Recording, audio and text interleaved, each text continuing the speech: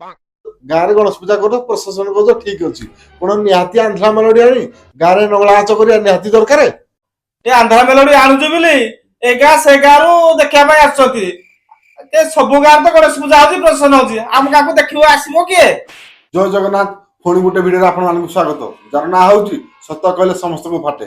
ସେଇଥିପାଇଁ ଆଜିର ଗେଷ୍ଟ ହଉଛନ୍ତି ମିଷ୍ଟର ସୁରେନ୍ଦ୍ର ଭୁଜା। ଚାଲନ୍ତୁ ତାକୁ ସ୍ୱାଗତ କରିବା। ଜୟ ଜଗନ୍ନାଥ। ଜୟ ଜଗନ୍ନାଥ। ମୁଁ ସୂର୍ୟା। ମୋ ତରଫରୁ ସୂର୍ୟାବାବୁ ମୋର ପ୍ରଥମ ପ୍ରଶ୍ନ, ବର୍ତ୍ତମାନ ଗୋଟେ ଗଣେଶ ପୂଜା କଲେ ସାହିରେ କେତେ ଖଣ୍ଡେ ଖର୍ଚ୍ଚ ହଉଛି? ଅତି କମ ରେ 4 ଲକ୍ଷ ଖଣ୍ଡେ ଖର୍ଚ୍ଚ ହଉଛି। ସୁରେନ୍ଦ୍ର ବାବୁ ତମ ନାଁରେ କିଛି କମ୍ପ୍ଲେନ ଅଛି। ତମେ ଛୋଟ ପିଲାକୁ ଶିଖଉଛ ଆଉ ଘରେ ଝଗଡା କରନା ପଇସା ଆଣିବା ପାଇଁ କହୁଛ। ମୋ ଗ୍ରାମର ରାଜ ଯୁବଗଣ ଘରେ ଘରେ ପଶି ଗଣେଶ ପୂଜା ଚାନ୍ଦା ମାଗିଆ ଯେ ଚାନ୍ଦା ନ ଦବ ବସ୍ତାରେ ବାନ୍ଧି ଘୁଷାରି ଘୁଷାରି ମୋ ପାଖକୁ ଆଣ। ସୁରେନ୍ଦ୍ର ବାବୁ ବର୍ତ୍ତମାନ ଗୋଟେ କମିଟିରେ କେତେ ଖଣ୍ଡେ ପିଲା ଯଦି ହେବେ 4-5 ଲକ୍ଷ ଚାନ୍ଦା ଆଦାୟ ହବ? ସେମିତି କିଛି କହିହବନି।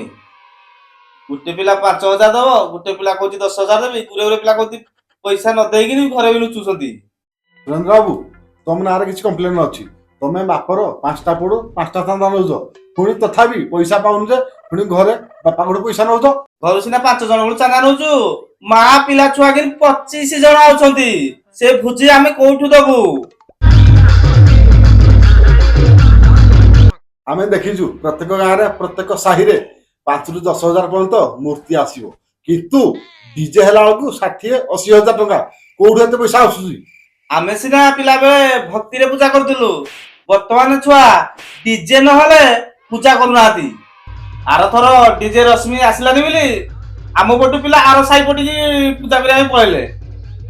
ସୁରେନ୍ଦ୍ର ବାବୁ ତମେ ତ ଗଣେଶ ପୂଜା କରୁଛ ଠିକ ଅଛି, ଭକ୍ତିରେ କରୁଛ, ହେଲେ ସାହି ଭିତରେ ଏତେ କମ୍ପିଟିସନ କାହିଁକି? ଆମେ ସେମିତି କମ୍ପିଟିସନ କରୁନୁ।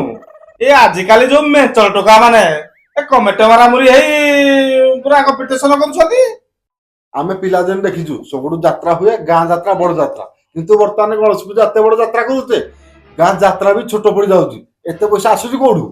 ଗାଁ ଯାତ୍ରା ଚାନ୍ଦା ଘରକେ 1,000, କିନ୍ତୁ ଏବେ ବର୍ତ୍ତମାନ ଗୋଟେ ଗୋଟେ ପିଲା ବେଲେ 10,000 ଟଙ୍କା ଚାନ୍ଦା ଦଉଛନ୍ତି। ସେଇଥିପାଇଁ ପ୍ରଶାସନ ଲମ୍ବା ହଉଛି।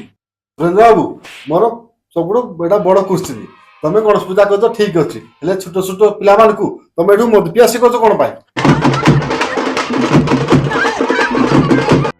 ମଦ ପିଉଛନ୍ତି ବୋଲି ପ୍ରଶାସନ ଲମ୍ବା ହଉଛି, ଆମେ ଶିଖେଇଲୁ କଣ? ସୁରେନ୍ଦ୍ର ବାବୁ ତମ ପିଲାମାନଙ୍କୁ ମଦ ପିଆ ଶିଖଉଛ ଠିକ ଅଛି, ହେଲେ ବାପା ନାଚୁଛି ବାଜା ଆଗରେ, ପୁଅ ନାଚୁଛି ଡିଜେ ଆଗରେ, ସେଥିପାଇଁ ଦାୟୀ କିଏ? ବାପା ହଉଛି ବାଜା ମଳ ଲୋକ, ପୁଅ ହଉଛି ଡିଜେ ମଳ ଲୋକ, ଆଉ ଏଥିରେ ଭୁଲ ରହିଲା କାର? ଗାଁରେ ଗଣେଶ ପୂଜା କରୁଛ ପ୍ରଶାସନ କହୁଛ ଠିକ ଅଛି, କଣ ନିହାତି ଆନ୍ଧ୍ରା ମେଲୋଡି ଆଣି ଗାଁରେ ନଗଳା ନାଚ କରିବା ନିହାତି ଦରକାର? ଏଟା ହଉଛି ମଡର୍ଣ୍ଣ ଯୁଗ। ଏ ଆନ୍ଧ୍ରା ମେଲୋଡି ଆଣୁଛୁ ବୋଲି ଏ ଗାଁ ସେ ଗାଁରୁ ଦେଖିବା ପାଇଁ ଆସୁଛନ୍ତି। ସବୁ ଗାଁରେ ତ ଗଣେଶ ପୂଜା ହଉଛି ପ୍ରଶାସନ ହଉଛି, ଆମ ଗାଁକୁ ଦେଖିବ ଆସିବ କିଏ? ତମ ଗାଁକୁ ସବୁ ଗାଁର ଲୋକ ଦେଖିବା ପାଇଁ ଆସିବେ ବୋଲି ତାମାନେ ତମେ ନଗଳା ନାଚ କରିବ? ସୁରେନ୍ଦ୍ର ବାବୁ ତମ ନାଁରେ କିଛି କମ୍ପ୍ଲେନ ଅଛି। ତମେ ଛୋଟ ପିଲାକୁ ଶିଖଉଛ ଆଉ ଘରେ ଝଗଡା କରନା ପଇସା ଆଣିବା ପାଇଁ କହୁଛ। ଆମେ ତ ସେମିତି ପଇସା ପାଇଁ କାହାକୁ ବାଧ୍ୟ କରୁନୁ। ଆମେ କହୁଛୁ ଘରୁ ଚାଉଳ ବସ୍ତାଡିଏ ନହେଲେ ଧାନ ବସ୍ତାଡିଏ ଆଣି ବିକିକିନା ଆମେ ତାକୁ ଆଡଜଷ୍ଟ କରିଦବୁ ଆଉ। ସୁରେନ୍ଦ୍ର ବାବୁ ସମସ୍ତେ କମିଟିରେ ଅଛି, ସମସ୍ତେ ପୂଜା କରୁଛି, ସମସ୍ତେ ଚାନ୍ଦା ବି ଦଉଛନ୍ତି, ହେଲେ ଯୋଉମାନେ ଦାୟିତ୍ୱରେ ଅଛନ୍ତି ସେମାନେ ପଇସା ସର୍ଟେଜ ପଇଲେ ଦଉଛନ୍ତି, ଆଉ ଯୋଉମାନେ ପୂଜା କରୁଛି ସେମାନେ ପ୍ରଶାସନକୁ ମଦ ପିନା ଶୁଝୁଛି। ତମ କମିଟିରେ ଏତେ କେୟାରଲେସ୍ କାହିଁକି? ଏଟା ଆମ କମିଟିରେ ହଉନି, ସବୁ କମିଟିରେ ଏମିତି ହଉଛି। ଯିଏ ଦାୟିତ୍ୱ ନଉଛି ତା ପକେଟରୁ କିଛି ଦବାକୁ ପଡୁଛି।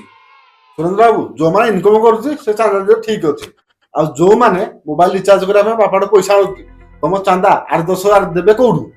ଯୋଉମାନେ ଇନକମ କରୁଛନ୍ତି ସେମାନେ ଦେଇପାରୁନାହାନ୍ତି, ଯୋଉମାନେ ପାଉଟିଆରେ ଖାଉଛନ୍ତି ସେମାନେ 10,000 ଆଣି ଦଉଛନ୍ତି। ଆଜି ତ ସମୟ ହେଇଯାଇଛି, ଭିଡିଓକୁ ଏଇଠି ରଖିବା, ଆମ ଗେଷ୍ଟକୁ ଏଥର ବିଦାୟ ଦେବା। ମୁଁ ପୁଣି ଆସିବି ଆଉ ଗୋଟେ ଭିଡିଓରେ ଆଉ ଜଣେ ଗେଷ୍ଟକୁ ନେଇ। Love you all. ଜୟ ଜଗନ୍ନାଥ।